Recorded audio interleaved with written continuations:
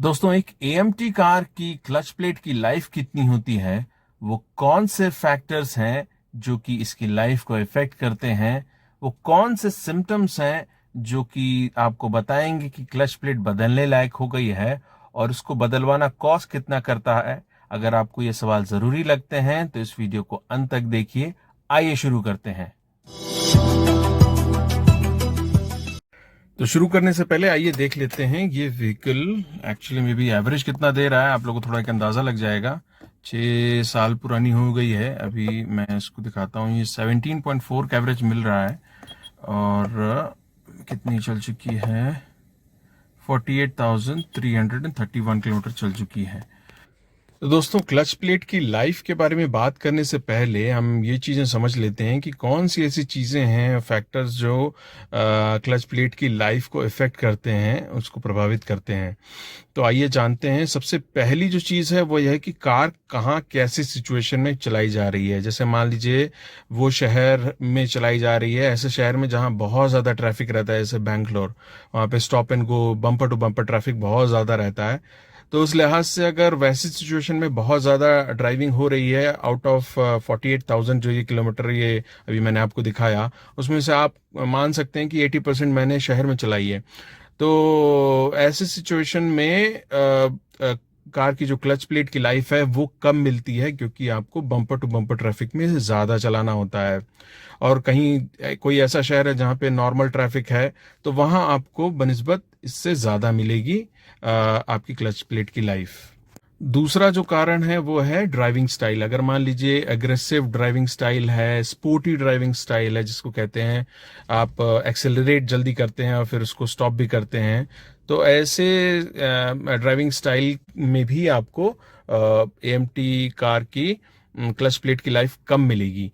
EMT cars या जो automatic cars हुई होती हैं, बाय एंड लार्ज वो स्पोर्टी स्टाइल ऑफ ड्राइविंग के लिए नहीं बनी होती। आप उसको इत्मीनान से चलाइए तो आपको ज़्यादा लुत्फ देंगी। मैनुअल कार और एएमटी कार दोनों की क्लच प्लेट की लाइफ डिफरेंट होती है, बहुत ज़्यादा अंतर होता है। मैनुअल की आपको हमेशा ज़्यादा मिलेगी और एएमटी की उसके मुकाबले में कम। तो वजह क्या है, मैनुअल में जो ड्राइवर होता है वो एंगेज करता है क्लच अपनी ड्राइविंग कंडीशन के हिसाब से, तो वो हमेशा एक्यूरेट डिसीजन लेता है उस कार के लिए।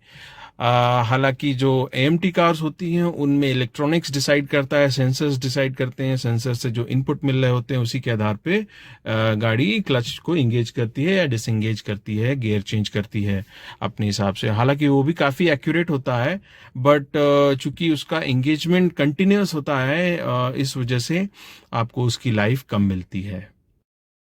तो जब हम कहते हैं कि क्लच प्लेट की लाइफ कम है, तो आखिर वो है कितनी। फर्स्ट वाली जो मैंने चेंज करवाई थी वो थी 22,000 किलोमीटर के आसपास, और सेकंड वाली जो चेंज कराई है वो कराई है 47,000 किलोमीटर के आसपास।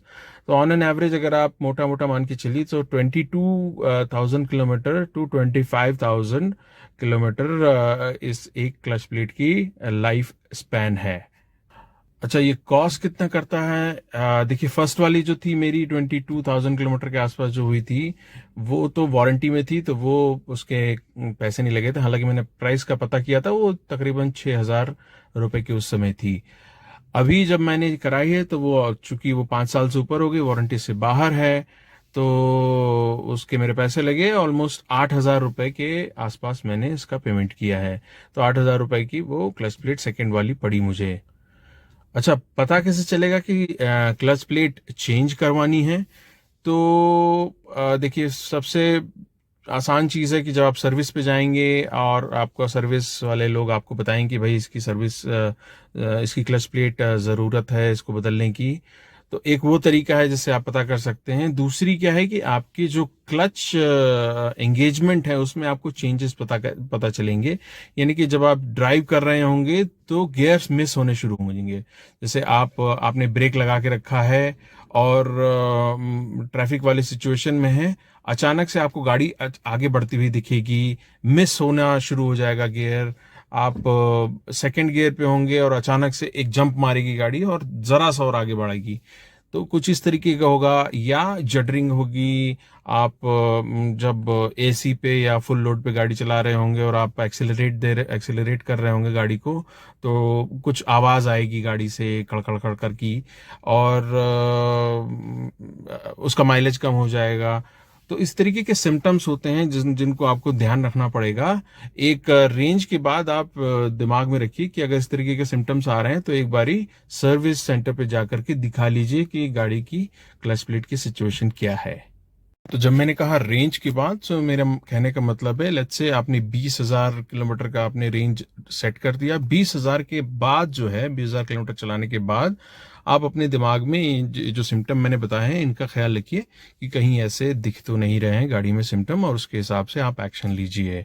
तो जो फर्स्ट मेरी वाली जो चेंज हुई वारंटी में चेंज हुई, तो इसलिए मैं रिकमेंड करूंगा कि आप लोग भी अगर गाड़ी नहीं लिए हैं या 2 साल के अंदर ही अभी है आपकी गाड़ी की परचेज डेट, तो आप वारंटी एक्सटेंड करा लें, एक्सटेंडेड वारंटी ज़रूर खरीद लें।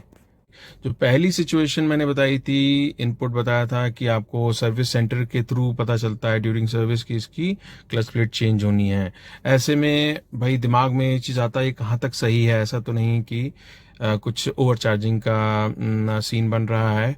तो ये सब दिमाग में आता है। किसी भरोसे की सर्विस सेंटर पे अगर आप, मेरे ख्याल से सभी लोग अपनी अपने भरोसेमंद सर्विस सेंटर पे ही जाते हैं, वहाँ पे आप जाइए और उनसे आप सेकंड ओपिनियन चाहें तो ले सकते हैं। और रही बात ऑथराइज सर्विस सेंटर की, तो ऑथराइज सर्विस सेंटर से ही चेंज करवाइए, उनको ज़्यादा बेहतर आइडिया होता है, क्योंकि वो day in day out in चीज़ों को देख रहे होते हैं, रोज़ाना का काम होता है, इसलिए उनको ज़्यादा बेहतर आइडिया होता है इन सब चीज़ों का। और रही दूसरी बात, लेट्स से आपने चेंज नहीं कराई किसी भी वजह से, और आप किसी सफ़र में हैं, कहीं जा रहे हैं, किसी प्लान में हैं, और वहाँ जा कर के फंस गए, और उस समय जो क्लच प्लेट की जो कॉस्ट होती है, उस समय जो चेंज कराई होती आपने सबसे पहले, वो तो 8,000 रुपये पड़ती। लेकिन जब आप किसी प्लान के अंदर थे और वहाँ फंस गए हैं, तो वहाँ से टोइंग चार्जेस, फिर जो इनकन्वीनियंस आपका हुआ, जो प्लान था वो स्पॉइल हुआ, वो सारी चीज़ें ऐड हो जाती हैं। आपका टाइम ख़राब होगा, आपका समय ख़राब होगा, पैसा तो जितना लगना है वो लगेगा, उसके ऊपर भी लगेगा। तो ये सब चीज़ें बेवजह हैं। समय से चीज़ों को सही करा लेना चाहिए। आप कार का ख्याल रखेंगे तो कार भी आपका ख्याल रखेगी।